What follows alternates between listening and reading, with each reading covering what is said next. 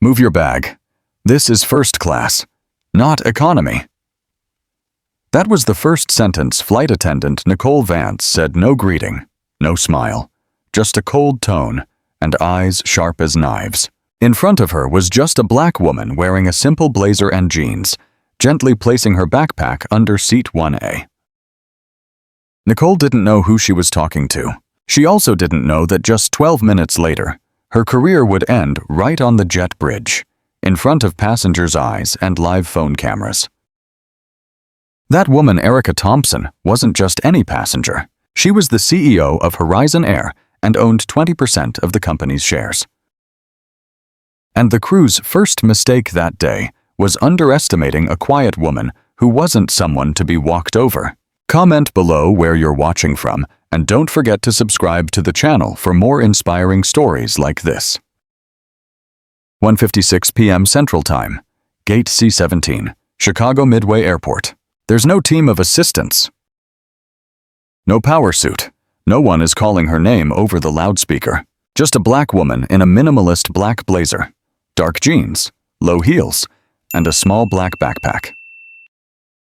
Neat, unassuming, but from the way she walks, each step confident and calm, it's enough for a keen observer to notice one thing: this is not an ordinary person. Then, Erica Thompson, 39 years old, CEO of Horizon Air, a shareholder owning 20% of the billion-dollar airline. But today, she's not bringing any titles onto the plane. No VIP badge, no name on the VVIP guest list. She booked her ticket online, paid with her personal card, and filled in her name like an ordinary passenger. No internal codes, no special treatment from airline staff. It's all intentional. Erica wants to experience exactly what hundreds of other passengers of color have reflected on for years: the suspicious looks, the tone of irritation, the double-check procedures despite a valid ticket, and how people like her are asked to leave first class because they don't look like they belong there. She has read every complaint. She had been watching clips on TikTok and Reddit. One video she could not forget: a black woman was had to get access to first class despite having a ticket, until a white passenger stood up and confirmed the truth. Today, Erica no longer wanted to hear about it. She wanted to face it. So, she booked seat 1A, the first row, right by the door, where all eyes would be on her, where bias would be laid bare. After 3 hours of delays due to weather, the flight to Austin was finally called. Erica stepped on board, and no one recognized who she was. She smiled at the gate agent as her ticket was scanned. A green beep confirmed her boarding privileges. Nothing seemed unusual until she entered first class and bent down to place her small backpack under the seat. Move your bag. This is first class, not economy. That voice was icy, dripping with disdain. Erica looked up. The speaker was Nicole Vance, in her early 30s, with a ponytail, wearing a Horizon Air uniform. Erica replied calmly, "If there's room in the overhead bin, I will. If not, I need to keep my bag here to get my laptop and iPad." Nicole squinted. "This is the rule.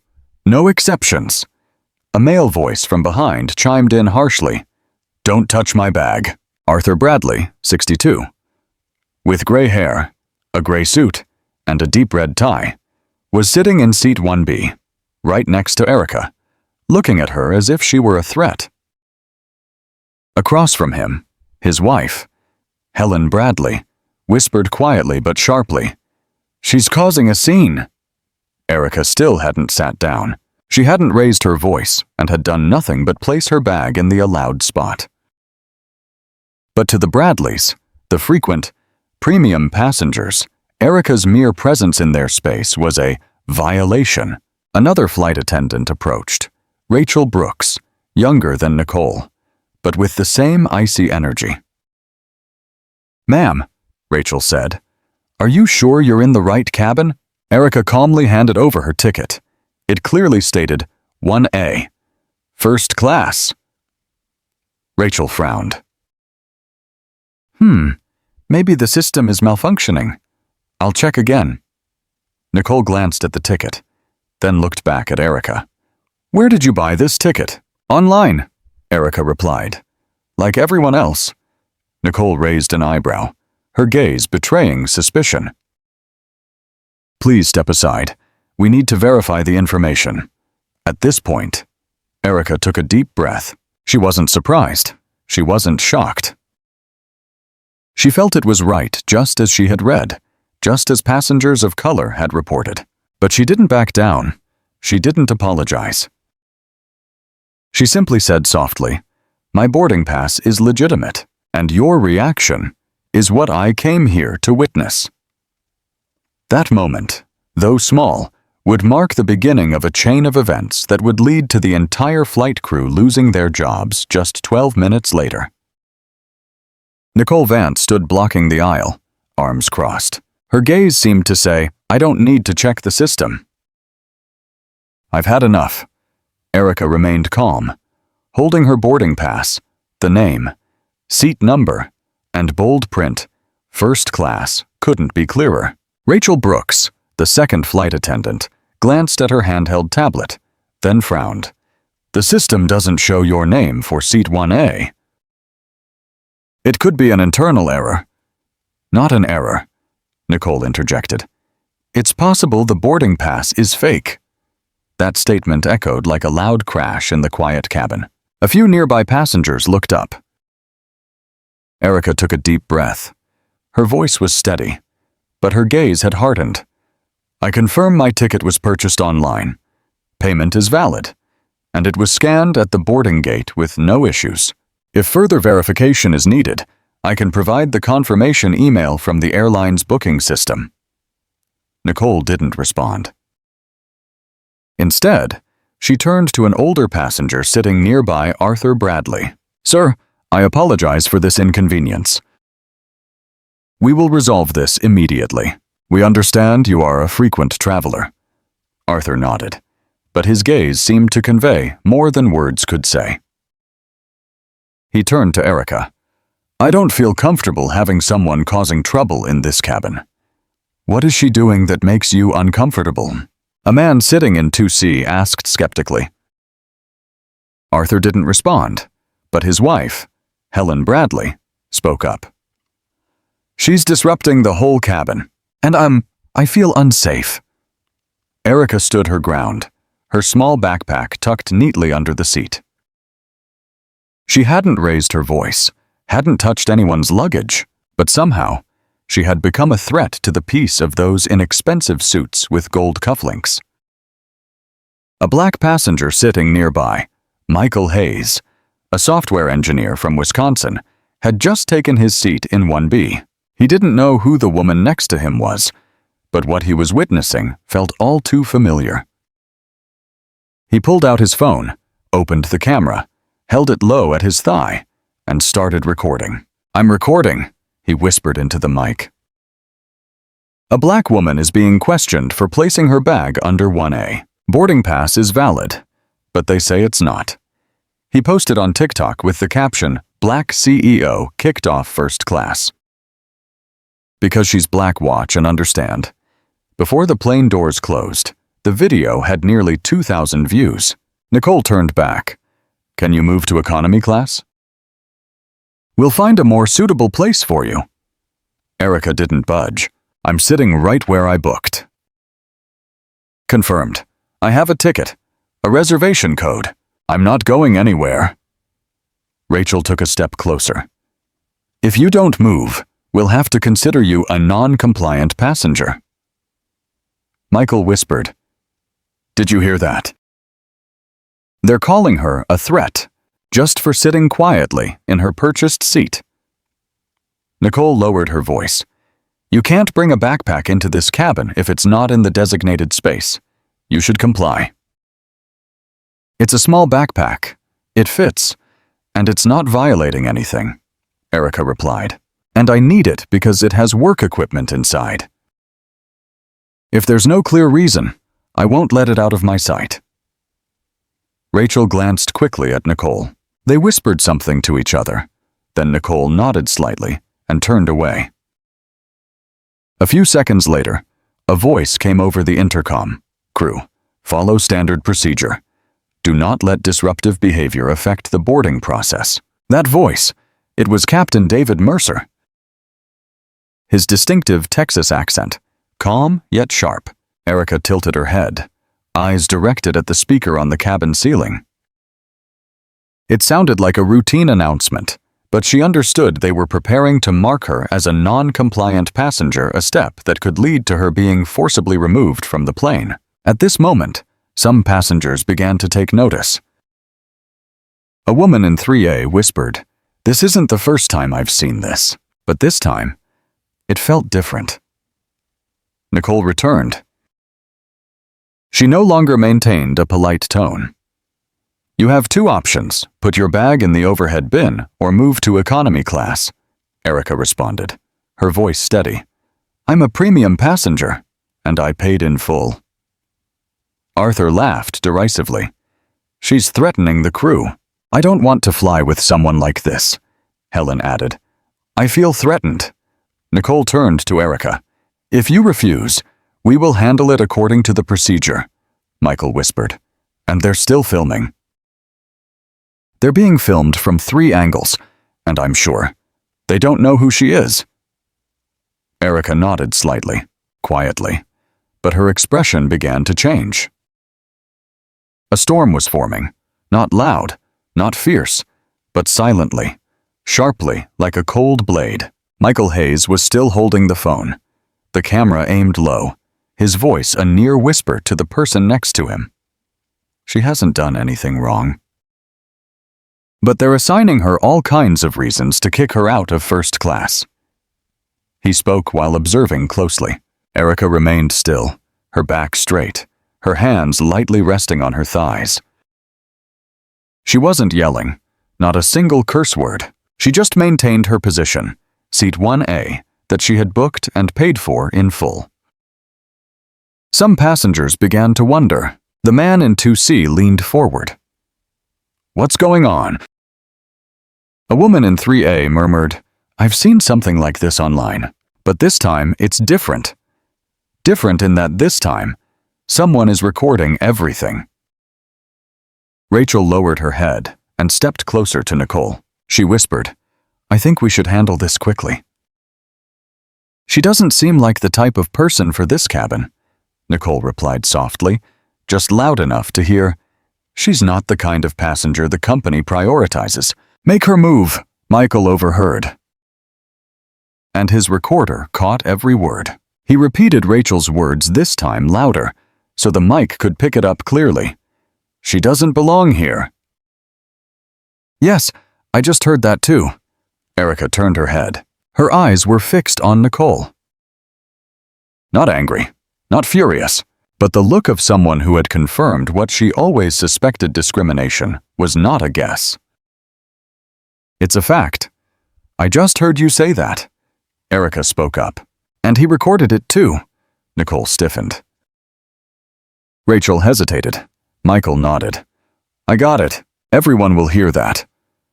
The atmosphere in the cabin suddenly thickened. A woman in row 4 exclaimed, "Wait, is there racism here?" Another person pulled out their phone and started recording. Rachel tried to regain control. "Passengers, please do not film in the cabin. This is a private area," Michael replied, without missing a beat. "When there's discrimination, it's no longer a private matter." "This is evidence." Nicole tried to maintain her composure. "We are following the proper procedure." Erica gently lifted her backpack, unzipped it, and pulled out her iPad. She opened the seating confirmation email from Horizon Air's VIP customer service. "This is proof of payment, seating confirmation, and priority rights. Do you want to continue doubting? Call the supervisor." Nicole looked at the curtain in front of the cabin and signaled Rachel. At the same time, from the boarding gate, Erica's assistant, Lauren Pierce, was talking on her Bluetooth phone. "I've contacted the board. They are monitoring the situation. Don't move. Just stay seated." Erica put on her Bluetooth headset. Lauren's voice echoed in her ear. There are 3 board members watching Michael's live stream. We are not alone. Rachel turned back, but her confidence was gone. Nicole bit her lower lip. They knew the situation was no longer under control as it had been before. Suddenly, a voice came from Michael, clearer than ever. You're watching live a black woman being removed from first class despite having a ticket. She is the CEO of this very company, and they still don't know. That statement was like pouring gasoline on a fire. Another passenger in row 5 chimed in. What? She's the CEO. Another woman pulled out her phone and Googled. In a few seconds, Erica's face appeared in the search results. Erica Thompson, CEO of Horizon Air. The whole room fell into a brief silence, as if all noise had been sucked away, leaving room for the truth that had just been revealed. Nicole exclaimed, "What, who are you?" Erica replied flatly, "I'm the person you're trying to push out of her rightful seat. And I'm the one who approves the budget for the training department you all represent." Rachel took a step back, her face pale. Michael looked up directly. She's the one who created the rules you're abusing. The climax was no longer about a woman being denied a seat.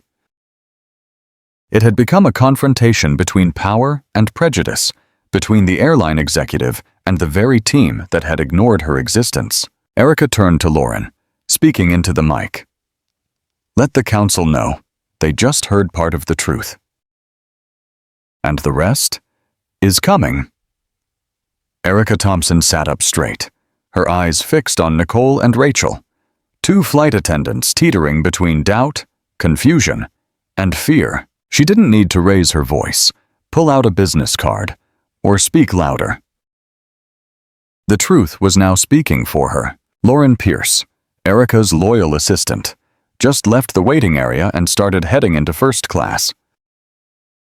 In her hand, she held a phone displaying a live feed of the board meeting, with a notification reading, CEO discriminated against by staff, live streaming to the entire leadership team.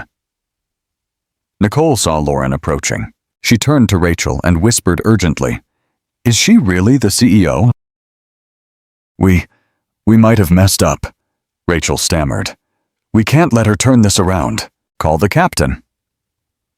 Michael Hayes, still sitting nearby, filming everything, slowly turned the camera toward the doorway of the cabin. He spoke clearly.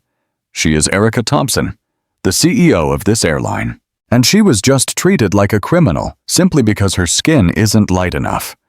That sound echoed not only in first class. Thanks to the TikTok and X livestream, millions out there were listening to every word. Erica didn't need any more proof. Social media was starting to explode. Lauren walked up to Erica, handing her a thin folder. "You don't need to say anything more. They're digging their own graves." In row 2, a female passenger pulled out her phone. She quickly typed into Google Horizon Air CEO, Erica Thompson. A picture of Erica appeared, wearing a burgundy shirt, gray blazer, hair neatly in a bun, with a confident smile, exactly the person sitting right in front of them.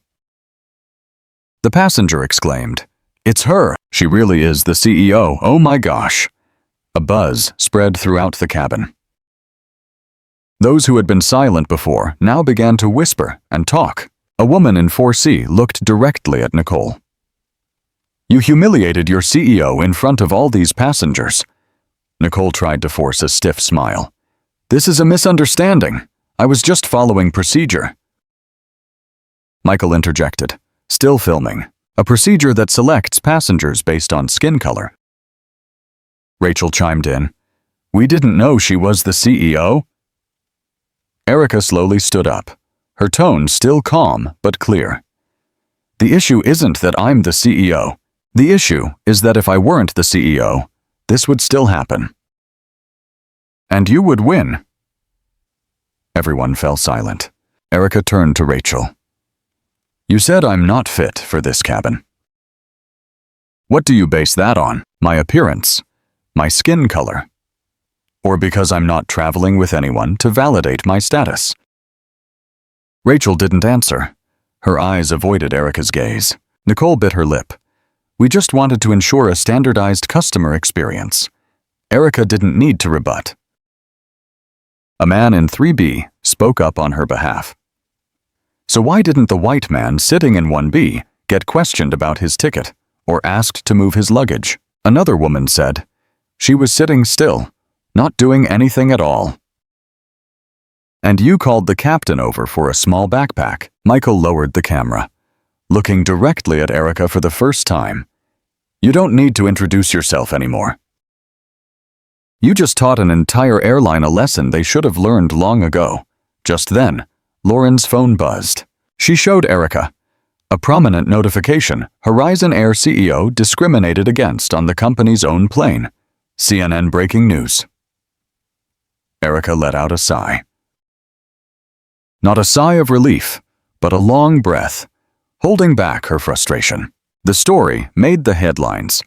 What happened in those brief 12 minutes had now become a national matter.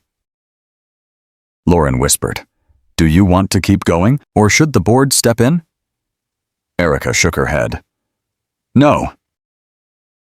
We end this right here, right on this plane, in front of everyone, Michael whispered. The whole country's watching.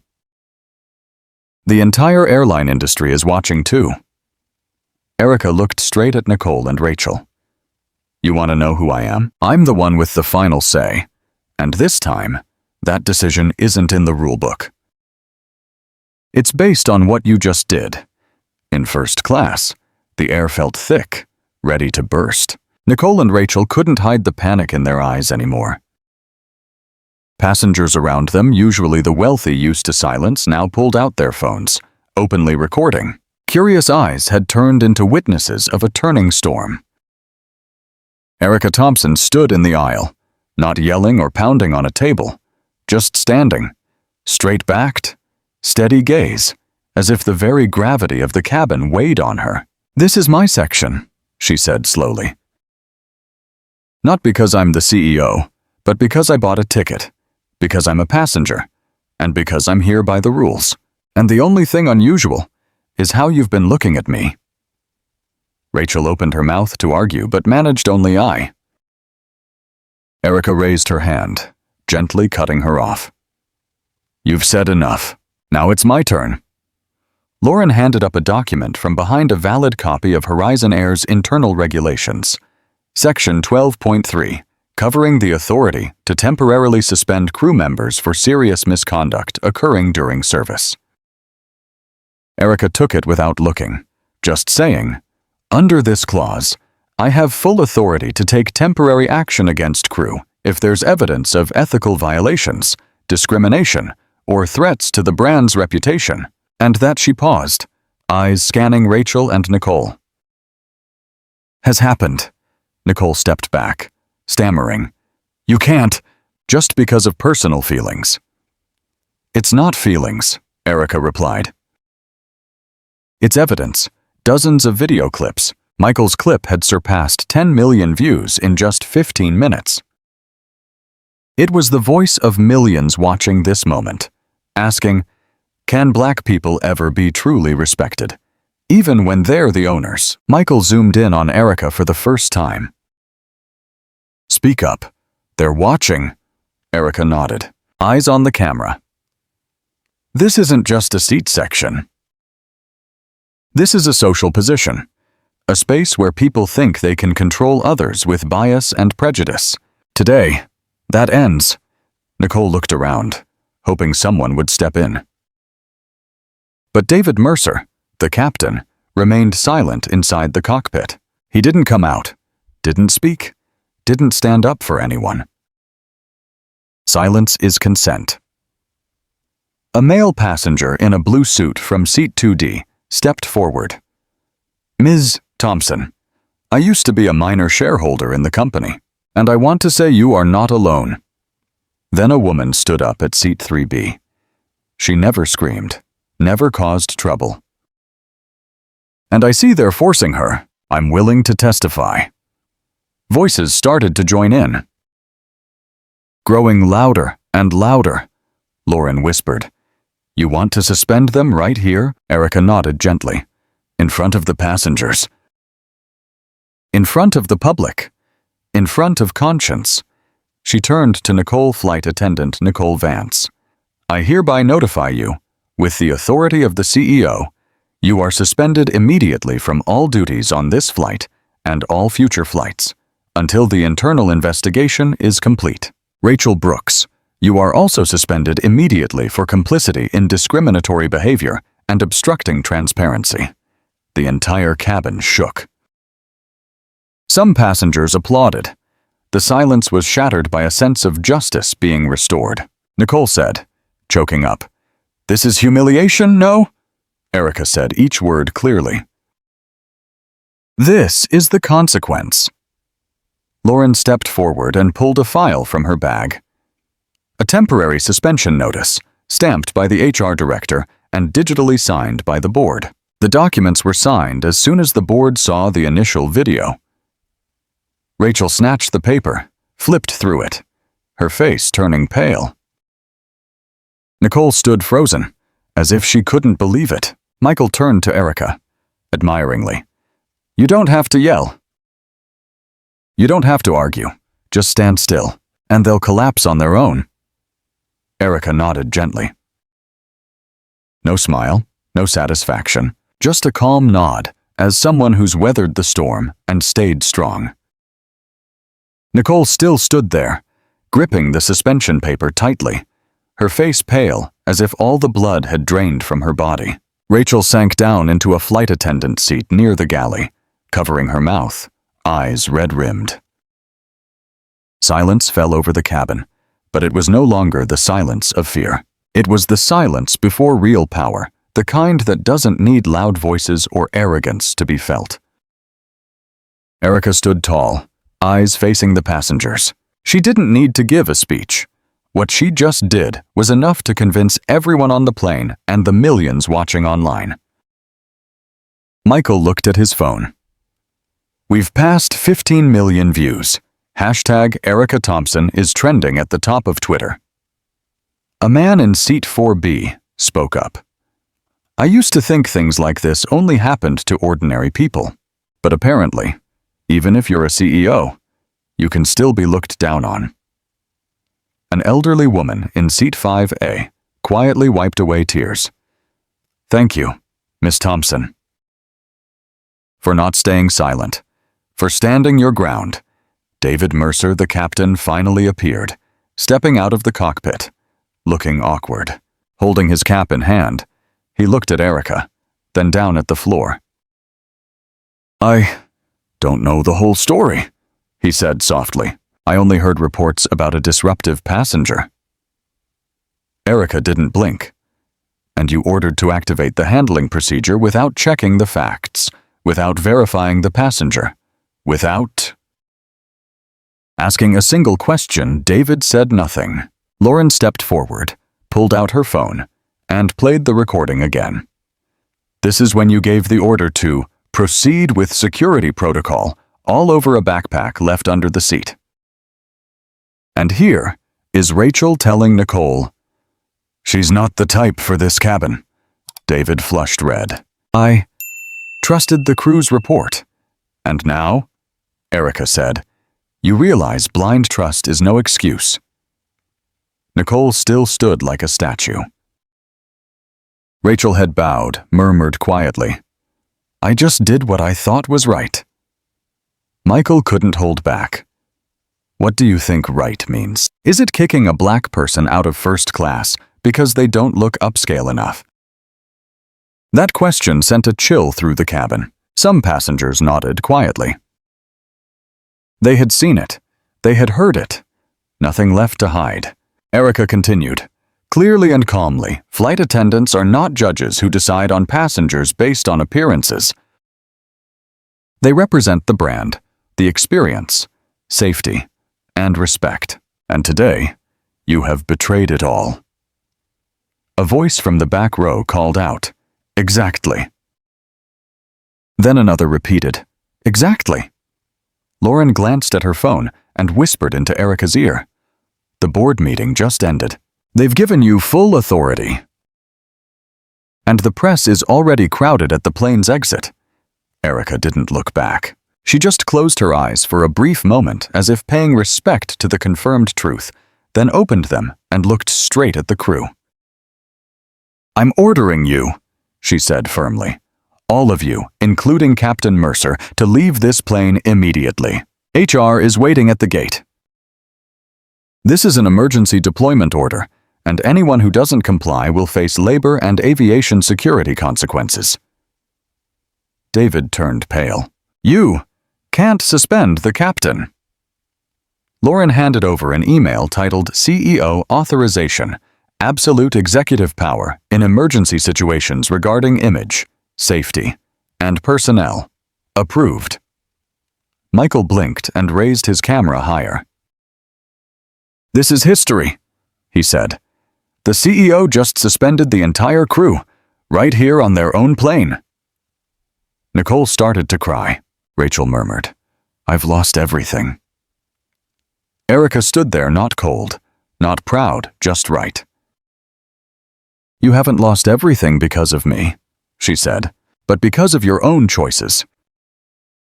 And today, for the first time, the consequences have caught up to the right people. The moment Erica announced the suspension of the entire crew, a strange silence spread through the cabin. Not shock, but respect. A passenger in seat 2D, Mr. Thomas Avery, a financial company director from Dallas, stood up, adjusted his tie, and said loudly, "Ms. Thompson, I've flown over 2 million miles in the past 15 years. No one has ever dared to do this. You've changed the way we see leadership not just on paper, but in real life." A woman in seat 3C, named Maria, raised her phone. "I'm calling my daughter. She's studying law. I want her to witness this." A black woman not only kept her seat, but also stood for the truth. Applause began to break out here and there. Someone in seat 5A stood up and clapped. Then another person in seat 4B. In just a few seconds, the entire first-class cabin, once cold and silent, erupted into applause all at once. Erica said nothing. She just nodded slightly, just enough to say thank you. Not too much to seem like a performance. Nicole was still standing up front, her hands shaking. Rachel sat quietly, her face downcast. David Mercer, once in control of the plane, now could only tighten the strap in his hands, too afraid to look up. Erica turned to Lauren and quietly asked, "Is security ready?" Lauren nodded. 2 security officers from the company are waiting at the jet bridge. They've been informed about the decision to suspend the entire crew. The media is outside too. Michael pointed the camera toward the cabin door. Speaking softly, "No one will dare pull stunts like this again." Just then, a white man in seat 6A stood in the aisle, looked at Erica, then turned to the passengers.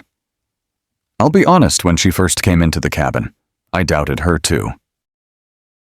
I saw a black woman in jeans and a blazer, not the type I expected to sit in seat 1A, but now I realize I was part of the problem. No one mocked him. No one sneered, just acknowledgement. Erica looked him straight in the eye. Listening is the first step to change. And you've just taken those first steps. An Asian couple in seat 5C said, "We've witnessed similar behavior before, but never dared to speak up. Now it's different." A Latino passenger raised his hand. "On behalf of those of us mistaken for cleaning staff instead of passengers." "I support what you did," Lauren whispered. "You're waking up a whole generation of passengers who stayed silent." Michael looked at his phone, eyes wide. "We're live on CNN. Reporters are calling this event the Gate 1A Revolt." Erica sighed softly, then returned to seat 1A. But this time, she wasn't sitting alone. A passenger from the back row. A black woman, about in her 70s, stood up and gently placed her hand on Erica's shoulder. "You just did what my generation only dreamed of." Erica stood and hugged her for a moment. No tears, just a passing of the torch. Lauren stepped toward the front of the cabin and said loudly, "On behalf of Horizon Air's management, I want to announce the old crew has been suspended. A temporary team will take over within 30 minutes. The flight will continue, but with the proper respect every passenger deserves." Applause broke out again. But this time, there was cheering. Someone shouted, "Yes." Whistles blew. The atmosphere felt cleansed. A flight attendant from the replacement team named Camille stepped forward, bowed slightly to Erica. "Ma'am, I've been assigned to serve first class." "It's an honor." Erica smiled. "No need for honor."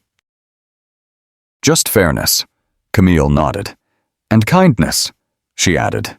Erica looked around the cabin, the lighting softer, the plane quieter, and in that moment, everyone on board was united. No one left their seat. No one showed any displeasure, because everyone understood. Today wasn't just a flight, it was a turning point. A line between the old way of being treated and the way everyone deserves to be treated. As the passengers started to relax again, footsteps echoed from the jet bridge. The front cabin door opened. Two people in sharp business attire stepped in, carrying an unmistakable presence: Richard Ellison, a senior member of the Horizon Air Board, and Susan Caldwell, head of global HR strategy. The entire cabin immediately paid attention. No one spoke. No one looked away. Those who had just been clapping now looked on with hopeful eyes. Richard stepped toward Erica, extending his hand. "Ms. Thompson," he said, his voice deep and formal. "On behalf of the Horizon Air Board, I hereby confirm full operational control of the staff, and this flight is now yours." Susan nodded, holding a thick file. "We have received enough video, audio, and passenger testimony. Right now, the company's legal department is proceeding with the official suspension of those involved." Lauren stood up from the front row and handed a phone to Susan. "Here's the recording of Rachel saying she doesn't belong in this cabin." Susan nodded.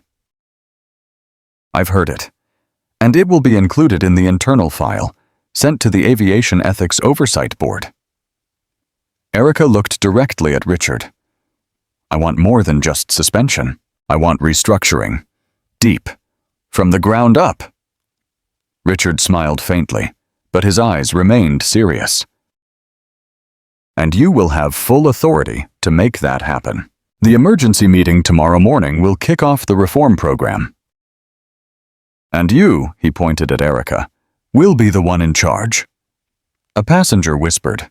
She didn't just take back her seat. She took back the direction of the whole airline. Susan stepped up to the passengers with a microphone. "Ladies and gentlemen, on behalf of Horizon Air, I sincerely apologize for what you have witnessed. This is not the kind of company we represent, but today shows we need to take a hard look at everything." A young woman in seat 4C spoke up. "I will keep flying with Horizon, not for the airline, but for people like Ms. Thompson." Michael was still live streaming, zooming in on Erica as she responded with a gentle smile. He whispered into the mic, "Mark this down. Everyone." For the first time in company history, the board came into the cabin to admit the fault lies with the organization, not the passengers. Lauren sat down next to Erica. Holding out her phone, CNN called your actions a soft power revolution. Erica exhaled softly. Not soft power, just the right kind of power. Just then, the cabin door opened again. 3 new crew members appeared: 2 flight attendants and a co-pilot, reassigned from the nearest flight at the next gate. Camille, who had been serving first class, stood up to guide them to their positions. She whispered, "The replacement crew is ready." "Ma'am?" Erica nodded. "No need for formalities. Just do your part." A passenger in row 3D. looked toward Susan and asked, "Ms. Caldwell, what's going to happen next?" Susan didn't dodge the question. A complete system review, training, hiring, passenger screening. Everything will be reconsidered from the ground up. Michael turned the camera to the passengers and asked, "What do you all think?" One person said, "This should have been done a long time ago." Another added, "We used to think there was nothing we could do, but if one person can stand up, then so can we." Erica stood up, walked to the middle of the cabin, her eyes scanning every face. Some might say this is just PR, just an act, but I'm not acting. I'm just doing what I have to do, because an airline doesn't just carry people, it carries trust. The whole cabin fell silent. Then a single clap, then more, then everyone stood up, not out of anger, but out of hope. Richard looked at Susan and quietly whispered, "Maybe this time, we can really make a difference." Susan nodded. "As long as she's still sitting in 1A. Erica didn't know what they were talking about, but her steady gaze and the way she sat up straight as she turned back to her seat said it all. When the airplane door closed again, this time there were no shouts or tears, just a deep silence, like the calm after a storm. But outside the cabin, another storm was brewing, the media storm. In the cockpit, Lauren kept getting calls. The phone wouldn't stop ringing from CNN, NBC, NPR, even Al Jazeera. A new email popped up from the New York Times newsroom. "We want to verify Erica Thompson, CEO of Horizon Air, suspended the entire flight crew mid-flight due to discrimination. Is this true?" Michael came forward from the back row and handed his phone to Erica. "You need to see this." It was a screenshot from 5 minutes ago. CNN was live streaming her, with the caption, "Black CEO stands up at 30,000 feet, real-time justice." Erica took the phone and looked at the screen. The image showed her standing in the cabin, telling Rachel, "It's not about emotion, it's about consequences," which had become the main photo. Her face was sharp but calm, finger pointed straight ahead, a powerful, unintended symbol. Lauren whispered, "The internal PR team is panicking. Legal is telling you not to say anything more to the press." "What about you?" Erica asked. Lauren shrugged softly, "I think. It's time for real people to tell the truth." Across the cabin, passengers were still watching the developments on their phones. A man in seat 2B whispered, "I've never seen a CEO cut off a flight crew mid-journey." A middle-aged woman behind him said, "And I've never seen someone do it with such calm." Across social media platforms, hashtags like Seat1A, Erica Thompson, Horizon Accountability were climbing to the top 3 nationwide. Twitter was flooded with screenshots from Michael's live stream. Reddit created a whole thread analyzing every word Erica said. TikTok had hundreds of remixes of her lines set to dramatic music. Lauren glanced at a new alert from the internal monitoring system. Horizon Air's stock dropped 12.4% in the last 3 hours. However, positive comments about the CEO increased 800% during the same period. Erica quietly handed the phone back to Michael. "Thanks for not turning off the camera." Michael nodded. "There were moments I was scared, and my hands shook. But then I saw you didn't back down, so I didn't either. You didn't just film," she said. "You made the world watch." Meanwhile, at Horizon Air headquarters, an emergency media team was meeting. Those who'd handled product crises, technical failures, or late services were now drafting a press release for an unprecedented situation. The CEO personally handling a racial discrimination case right on the plane. In an email from Susan Caldwell to the communications department, bolded words read, "No denial, no deflection, no blame. This time, we take responsibility." At the same time, Forbes posted a brief headline, "Erica Thompson, once known as a quiet leader, is now a symbol of redefining power, not through titles, but through actions. Michael whispered to Lauren as they scrolled through the latest articles. She's not just a CEO. She's become an icon. Erica sat quietly in seat 1A, her gaze not on the camera or phone, but out the window, where the Texas sky was slowly opening up. She breathed softly, not relief, but a readiness for the next wave. Lauren whispered, "The flight lands in Austin in an hour. The press will be waiting at the gate." "And we won't run," Erica replied. "But we won't put on a show either. If they ask, we just say what everyone already knows. Justice doesn't need dressing up." A system alert popped up. Austin Airport security team requests media management support at Gate A17, confirming more than 20 reporters are waiting. Susan sent another message. "If needed, I can speak on your behalf." But Erica just typed back 3 words. "Let the truth." Michael looked up, hearing her repeat the familiar phrase, "We don't do what's right because it's easy. We do what's right because no one else wanted to do it." As the plane prepared to descend, the atmosphere in the cabin shifted. No more arguing, no more suspicious glances. Only silence remained, not out of fear, but out of respect. Erica sat up straight in seat 1A, her eyes fixed on the screen ahead, where the flight map showed ETA 11 minutes, Austin Bergstrom International Airport. She tilted her head and said to Lauren, "As soon as the wheels touch down, I want to announce a new policy." Lauren looked at her, fingers ready on the keyboard. "What's the policy?" Erica closed her eyes for a second, then opened them. "A total ban on any form of suggestion, implication, or training staff to judge passengers based on appearance, language, skin color, or attire. Call it the zero profiling policy, zero profiling mandate." Lauren nodded and immediately started typing. "Do we need board approval?" Erica said just one word. "No." A passenger nearby quietly said, "She just drew a new line for the whole industry."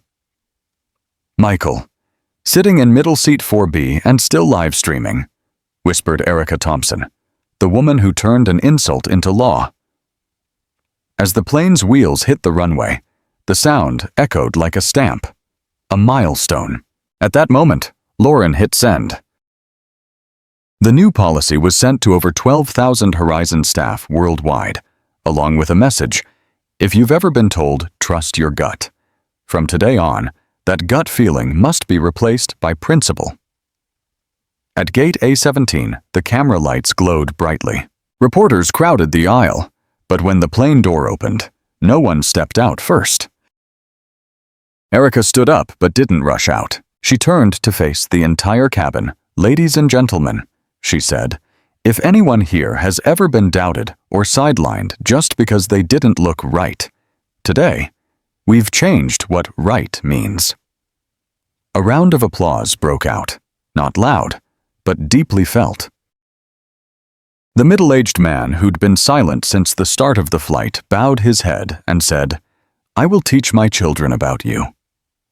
A girl about 9 whispered to her mother, "Mom, I want to be a CEO too." Lauren gently placed a hand on Erica's shoulder, ready. Erica nodded. They stepped out of the cabin door, bright camera lights shining right into her eyes, but she didn't blink. No face covering, no avoidance. Reporters rushed forward. "Do you want to apologize to the passengers? Do you think you overreacted? Are you afraid you'll be seen as abusing your power?" Erica raised her hand, not to block, but to claim space. "I don't apologize for protecting a passenger's dignity," she said. "I don't think I overreacted. I think I acted at the right time. And if using power to end injustice is wrong, then maybe we need to redefine what power means," a South Asian female reporter asked. "If you had one message for the global airline industry, what would it be?" Erica didn't hesitate. Don't fly high if in your heart you look down on those you see as beneath you. Michael stood behind, still live streaming, drawing thousands of views every minute. He updated Horizon Air officially announces the zero profiling policy. The CEO stepped off of the plane like someone resetting the industry standard. Inside the terminal, a representative from the Federal Aviation Administration (FAA) was already there. A man in a Navy suit approached, shaking Erica's hand. "We're launching a full industry review, starting with Horizon. You just set a precedent." Erica looked at him and said, "Then don't let it be just a reaction. Make it a system." Back at the hotel, once her room door closed, Erica sat on the sofa, took off her shoes, and stared at the TV replaying the moment she stepped off the plane. Running across the news ticker was the headline, "From Seat 1A to Industry Reform. Erica Thompson, the woman who stopped discrimination in the skies." Erica didn't smile. She didn't cry. She just repeated the thought that had been echoing in her mind all flight long. If they think a small backpack is a reason to put me down, then they don't understand the weight of self-respect. The next morning, before dawn broke over Chicago, Erica's phone kept ringing non-stop. Lauren arrived early for the meeting, holding a thick printout. "We're seeing 3 types of reactions," she said quickly. 1 praise, 2 silence. Dad passive resistance. Erica raised an eyebrow. "Who's in group 3? Lauren flipped the page. Midwest Airways just canceled the joint training contract. Bay Western stopped the passenger sharing agreement. And some flight attendant unions say you're mixing feelings with policy. Erica was silent for a few seconds. They call fighting discrimination emotional. Lauren nodded. "But there's a silver lining." Delta has proposed talks about a common policy. United wants to collaborate on sharing the zero profiling training model. Meanwhile, Twitter has exploded with a new hashtag #Seat1A standard, referring to a new ethical standard for the aviation industry. One user wrote, "If my airline doesn't commit to anti-profiling like Horizon, I won't fly with them anymore." At the same time, Michael's video hit 72 million views, translated into 14 languages, and became the most quoted content at a TED Talk conference in Singapore. Just 24 hours after the incident. At Horizon's headquarters, Richard Ellison, a board member, entered an emergency meeting room, his face tense. "Erica, you're becoming a national icon." And that's making some people nervous. Erica looked straight ahead. "I didn't choose to be an icon. I just chose not to stay silent." "Right," Richard said. "But when politicians start mentioning your name on TV, when rival airlines lobby to restrain the market impact of an unconventional CEO, this isn't just internal guidance anymore." Lauren interrupted. "What do you mean? Should we step back?" "No," Richard answered. "I mean, either you prepare to enter a bigger battlefield, or you step away from the media." Erica smiled softly. "If a policy demanding respect for people needs a media strategy, then we're in the wrong industry." A marketing director in the room whispered, "That line should be framed and hung in headquarters." In Washington, D.C., the chairman of the Civil Aviation Committee held an urgent press conference, officially stating the Horizon incident is not an isolated case. "It's a warning that the aviation industry needs a cultural overhaul," CNN reported CEO Erica Thompson, from Seat 1A to the national stage. Erica received a call from the company lawyer. There's a petition demanding an investigation into the crew dismissal process that day. They claim you didn't follow proper HR procedures. What about Michael's footage? It's enough to disprove their claims, but they won't stop. They want to paint you as abusing power due to personal emotions. Erica sighed softly. Let them try. I have something they don't, a whole cabin of witnesses. That afternoon, a major investor called from Tokyo, We're ready to increase funding for Horizon, he said.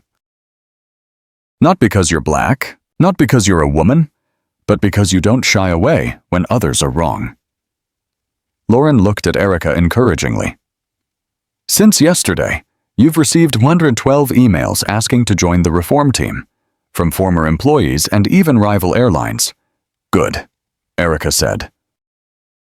Send them this one question back.